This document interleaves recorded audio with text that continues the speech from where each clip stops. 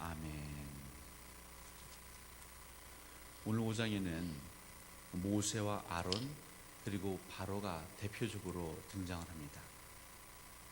오늘 본문에서 이 모세와 아론 그리고 바로를 여러분들이 대비해서 보시면 이 오늘 출애굽기 5장에서 우리에게 주시는 그 하나님의 메시지를 분명하게 읽을 수 있고 마음에 새기실 수 있을 것입니다. 먼저 모세와 아론은 여러분이 잘 아시는 것처럼 여호와 하나님을 믿고 따르는 자들입니다. 반면에 바로는요, 그가 스스로 고백하기를 나는 여호와가 누군지 모른다. 그러니까 여호와를 알지 못하는 사람이 바로이지요. 우리 주변에서도 정말 예수 그리스도의 사람으로 살아가는 믿음의 사람들이 있고, 아무리 전하고 복음을 나누어도, 사랑을 나누어도 예수 그리스도가 누구이신지, 여호와 하나님이 누구이신지 모르는 사람들이 있습니다. 그런데 이 두 사람들은 이 세상에서 비슷하게 사는 것 같습니다.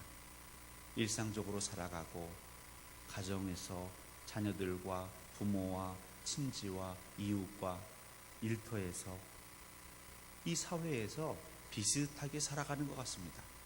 그런데 다른 한 가지가 있는데 그것은 무엇이냐면 세계관이 다르죠. 세계관. 그러니까 세상을 바라보는 눈이 다릅니다. 세상을 보고 생각하고 판단하는 그 기준이 다릅니다. 또 다른 표현을 하자면 인생관이 다른 것이죠. 하나님께서는 이스라엘 백성들에게 무엇을 요구하시냐면 너희들이 절기를 지켜라. 우리식으로 옮기자면 예배해라. 예배를 드리라. 예배의 대상은 여호와 하나님이시기에 나 여호와를 늘 만나라. 절기마다 주기적으로. 그런데 여기에 대한 바로의 대답은 무엇입니까? 너희가 게으르다. 게으르니까 지금 예배하겠다고. 지금 너희들이 해야 되는 건 무엇이냐? 노역이다. 가서 일이나 하라. 이 굉장히 큰 차이를 보이고 있는 것이죠. 하나님을 알지 못하는 사람들은요, 이 땅에서 무언가를 만들어내는 그 일에 사로잡혀 있습니다. 창념해 있습니다.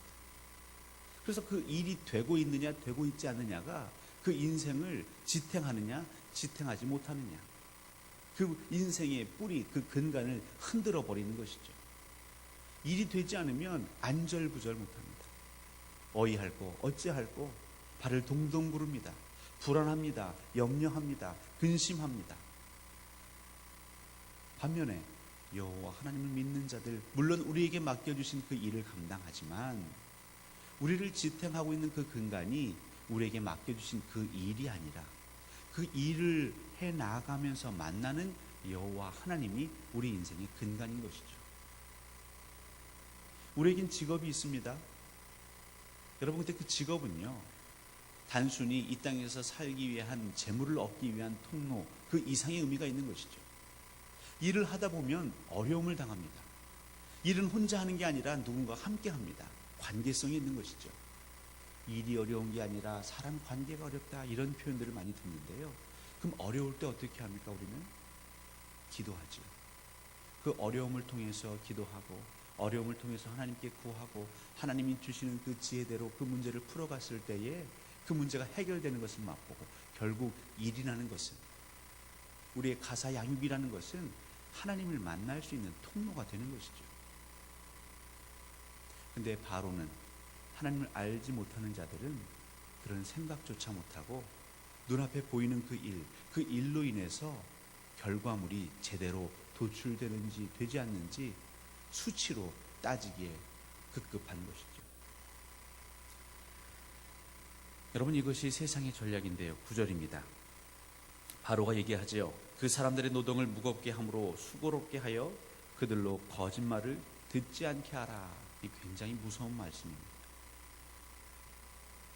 지금 예배하겠다고, 하나님을 만나겠다고, 그것이 우리 인생에 굉장히 중요한 기초가 된다고 선포하는 이스라엘 백성들을 향하여서 뭐라고 말하고 있냐면, 바로가 말하고 있지만 이것은 이 세상이 우리에게 강요하는 것이고요, 이 바로와 그 세상 뒤에서 우리를 넘어뜨리려고 하는 사단의 계략이기도 합니다. 그건 뭐냐면 그들의 노동을 무겁게 하라. 그들에게 그 인생의 어깨에 무거운 짐을 지어놓아라.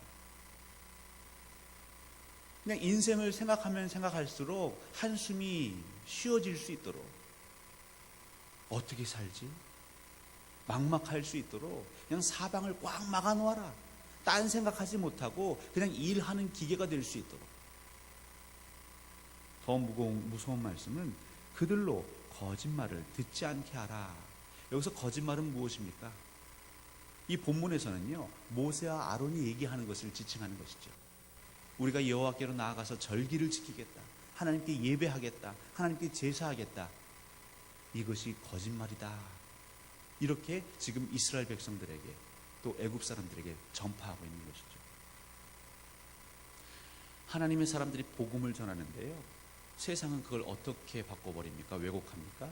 저건 복음이 아니다. 저건 기쁜 소식이 아니고 너희들을 살리는 소식이 아니다. 너희들을 살리는 소식은 무엇이라고요? 성공해라. 수단과 방법을 가리지 말고 성공해라. 돈을 벌어라. 그것이 너희들이 살 길이지. 예수 그리스도를 예배한다고, 하나님을 예배한다고, 너희들이 주일마다 예배한다고 무엇이 달라지느냐?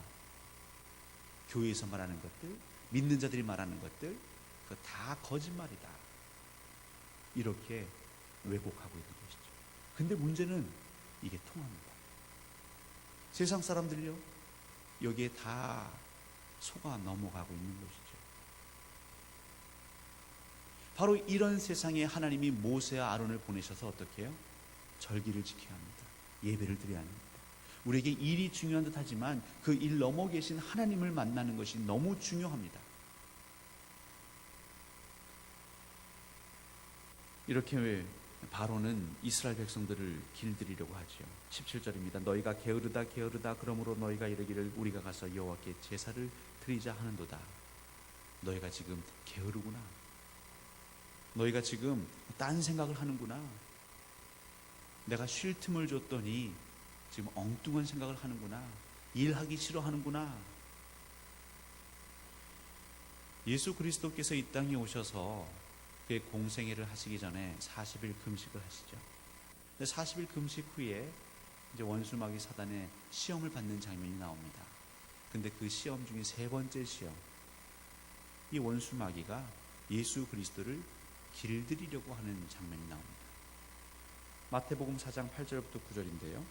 마귀가 또 그를 데리고 지극히 높은 산으로 가서 천하만국과 그 영광을 보여 이르되 만일 내게 엎드려 경배하면 이 모든 것을 내게 주리라. 뒤집어 보면요, 네가 나에게 엎드려 경배하지 않으면 이 모든 것을 얻을 수 없을 것이다. 근데 이것을 얻지 못하면, 이 세상에서 이것을 얻지 못하면 너의 삶이 굉장히 곤궁해질 것이다. 궁핍해질 것이다. 괴로워질 것이다. 어떻게 할래? 협박하는 것이죠. 세상은 우리 믿는 자들을 계속 협박합니다. 길들입니다. 주일 성수하겠다고 어디 한번 해봐. 예배 드리겠다고 예배해봐. 개인 경건 생활이 중요해. 기도하고 말씀 읽겠다고 한번 해봐. 대신에 남들보다 덜 일하기 때문에 네가 가난해질지도 몰라. 직장에서 너 잘릴지도 몰라. 사업이 제대로 안 될지도 몰라. 거래처 사람들하고 만나서 하다 보면 세상 방식대로 접대하고 관계 맺어야 되는데 그거 안 하겠다고? 너 거래처 뚝뚝 끊길지 몰라. 어떻게 할래? 세상은 끊임없이 우리를 길들이려고 합니다. 바로는 끊임없이 이스라엘 백성들을 길들이려고 합니다. 근데 거기에 모세와 아론은 두렵지만, 아직 경험해보지 못했지만, 본인들도 처음이지만, 왜요? 하나님께서 말하라고 시켰습니다. 하나님, 전 말 못하겠는데요. 어떻게 바로에게 가서 제가 무슨 자격이 있다고? 아니, 해. 그 뒤는 내가 알아서 할 테니까 그냥 너는 말을 해. 여기 계신 분들이 굉장히 귀합니다. 하나님께서 그냥 명령하신 그 명령 따라서 나아가고 계시지 않습니까? 믿음으로 살고 계시지 않습니까? 우리가 인생을 한 번 더 살아보고 한 번 완전히 살아보고 또 사는 게 아니라 지금 우리가 살아가는 하루하루는 우리에게, 저와 여러분에게 늘 새롭지 않습니까? 오늘 내일을 모릅니다. 저희는 미래를 알 수 없습니다. 그런데 여러분 믿음으로 걸어가고 계시지 않습니까? 하나님 이 새벽에 여러분에게 말씀하십니다. 잘하고 있다. 지금처럼 세상에 길들여지지 말고 나 여호와 하나님의 말씀을 마음에 새기며 오늘도 뚝심 있게 그 믿음의 여정을 걸어가라고 응원하고 계십니다. 이 하나님과 오늘 하루도 승리하는 여정 사시기를 주님의 이름으로 간절히 소원합니다.